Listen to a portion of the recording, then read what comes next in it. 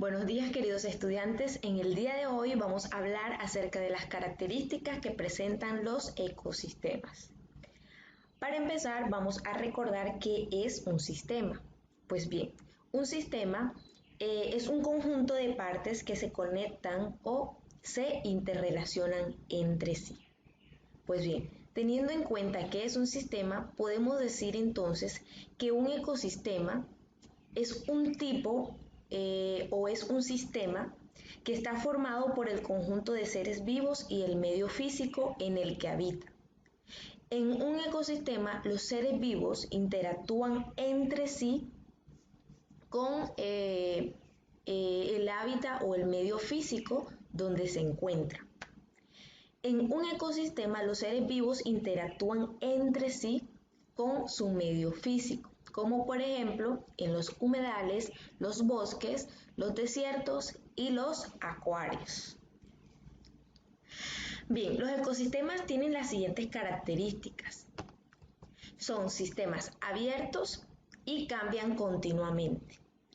El hecho de decir que son sistemas abiertos quiere decir que entre sus componentes se intercambia materia y energía, como por ejemplo lo que hacen las plantas cuando realizan el proceso de fotosíntesis.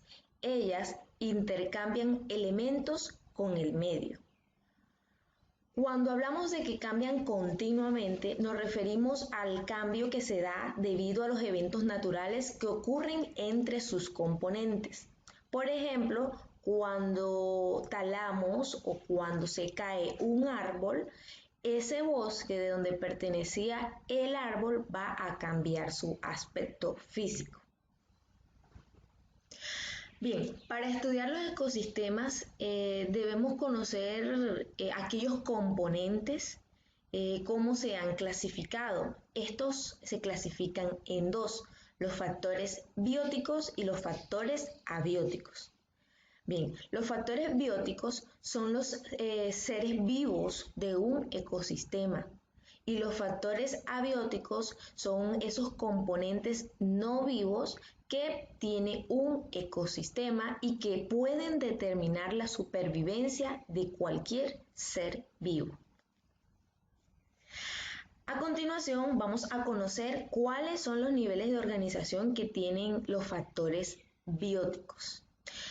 Bien, los niveles de organización que tienen los factores bióticos son individuo, población, comunidad, ecosistema, bioma y biosfera. A continuación les voy a explicar cada uno de ellos.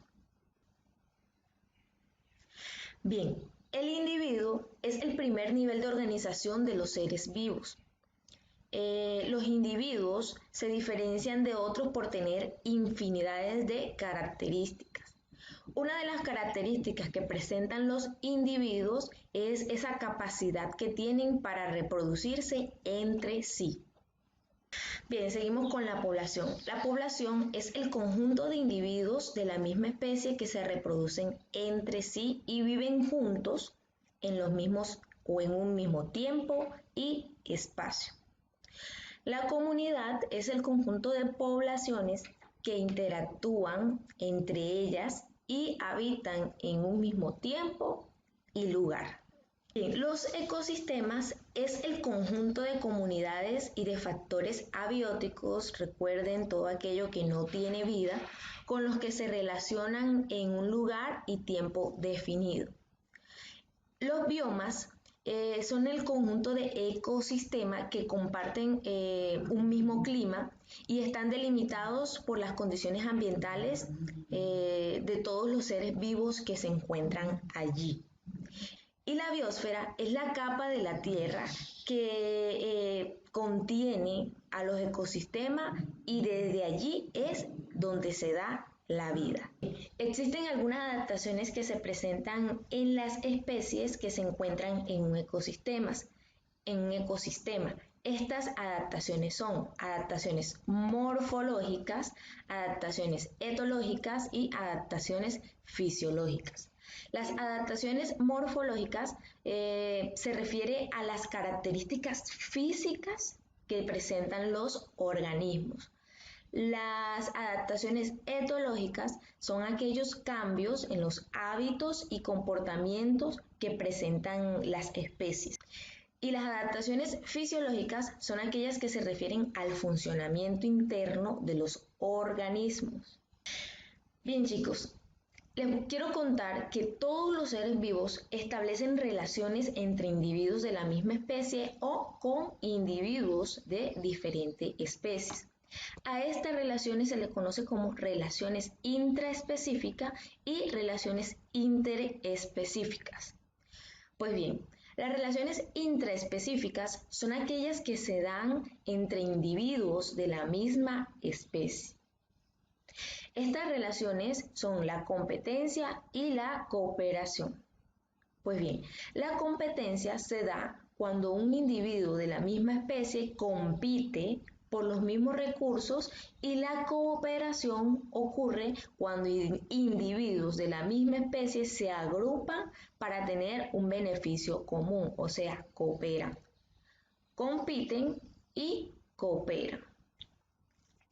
Bien, las relaciones interespecíficas se dan entre individuos de diferentes especies, a diferencia de la intra. Esta incluyen la simbiosis, que es aquella que se da cuando las relaciones entre los organismos es estrecha. Se da la competencia interespecífica, que es aquella que ocurre entre organismos de diferentes especies con recursos similares. Y la depredación, que es aquella que ocurre cuando un individuo captura a otro para poder alimentarse. Bien, chicos, ahora les voy a hablar acerca de qué es el flujo de energía de los ecosistemas. Pues bien, el flujo de energía de los ecosistemas indica la manera como la energía pasa de un organismo a otro. Esto ocurre principalmente por las relaciones de alimentación que se dan entre los seres vivos. Los ecosistemas se dividen en dos grupos o en grupos, mejor dicho, donde los individuos pueden ubicarse según la forma de obtener esa energía. A estos grupos se les conoce como niveles tróficos. Los niveles tróficos existentes son los productores y los consumidores.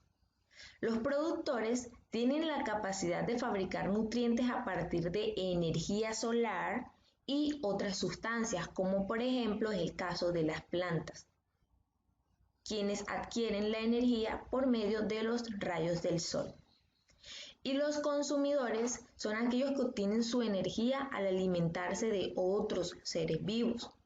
Los consumidores se clasifican en consumidores primarios, consumidores secundarios, consumidores terciarios y descomponedores. Bien, chicos, hasta aquí ha llegado la explicación del día de hoy. Estoy atenta a cualquier pregunta y los estaré esperando en asesoría. Les deseo un excelente día y muchas bendiciones. Muchísimas gracias.